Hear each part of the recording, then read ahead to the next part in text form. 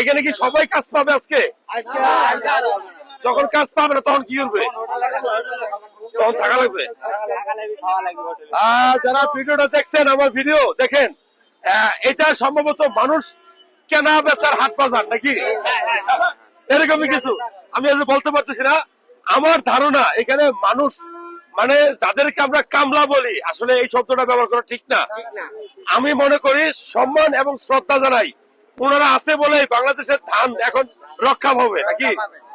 তো আপনাদের প্রতি ভালোবাসা রয়েছে। এখানে কে কে আমার ভিডিও দেখেন হাত তুলুন তো দেখি। মাশাআল্লাহ, ও মাই গড, অনেক মানুষ আমার ভিডিও দেখে, ভালো লাগছে।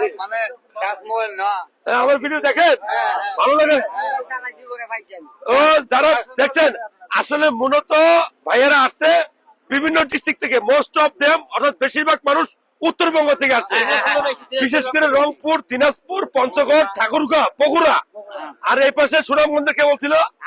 সুনামগঞ্জ থেকে আসছে।